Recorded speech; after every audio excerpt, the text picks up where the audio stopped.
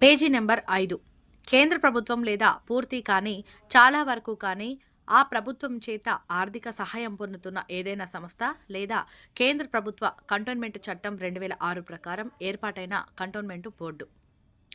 రాష్ట్ర ప్రభుత్వం లేదా ఆ ప్రభుత్వం ద్వారా పూర్తిగా కానీ చాలా వరకు కానీ ఆర్థిక సహాయం పొందుతున్న ఏదైనా సంస్థ లేదా రాష్ట్ర ప్రభుత్వ కంటోన్మెంట్ బోర్డు కాకుండా ఏదైనా స్థానిక అధికారిక సంస్థ. అవరోధము అంటే సమాజంలో వైకల్యం గల వ్యక్తులు పూర్తిగా సమర్థవంతంగా పాల్గొనేందుకు అడ్డుపడే సమాచార, సాంస్కృతిక, ఆర్థిక, పర్యావరణ, సంస్థాగత, రాజకీయ, సామాజిక, మనస్తత్వపరమైన, వ్యవస్థాపరమైన ఏ విషయమైనా సంరక్షకుడు అంటే పారితోషికం తీసుకొని గాని తీసుకోకుండా గాని సేవలు, మద్దతు, సహాయం అందించే వ్యక్తులు వారు తల్లిదండ్రులైనా కావచ్చును, కుటుంబ సభ్యులైనా కావచ్చును, ఇతరులైనా కావచ్చును. ధృవీకరించే అధికారి అనగా సెక్షన్ 57 సబ్సెక్షన్ 1 క్రింద నియుక్తుడైన అధికారి.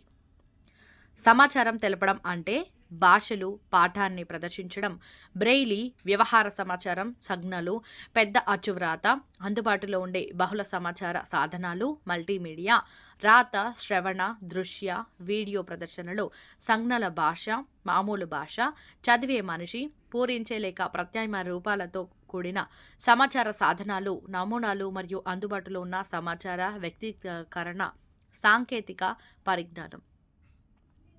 సమర్థ అధికారి అనగా సెక్షన్ 49 ప్రకారం చట్టబద్ధంగా నియమించబడిన అధికారి. వివక్ష అనగా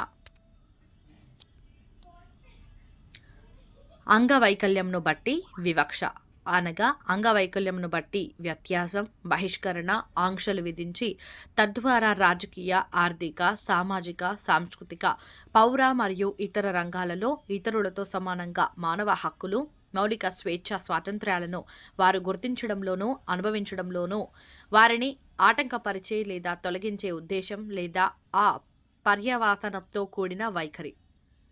సంస్థలు అనగా ప్రభుత్వ సంస్థలు, ప్రైవేటు సంస్థలు. నిధులు అనగా సెక్షన్ 86 ప్రకారం విధించబడిన జాతీయ నిధులు.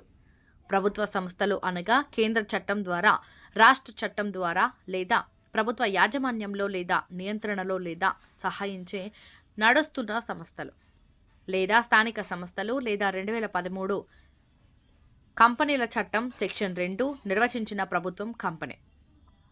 అధిక మద్దతు అనగా వైకల్యం గల వ్యక్తుల పట్ల శారీరక, మానసిక, ఇతరత్ర ప్రత్యేక శ్రద్ధ కలిగి ఉండడం, కనీస వైకల్యం గల వ్యక్తులు తమ రోజువారీ పనులు చేసుకునేందుకు అవసరమైన తోడ్పాటు, జీవితానికి సంబంధించిన వివిధ అంశాలకు సంబంధించి అనగా విద్య, ఉద్యోగం, కుటుంబ జీవనం, సమాజ జీవనం, వైద్యం, చికిత్స వంటి విషయాలలో పాలుపంచుకునేందుకు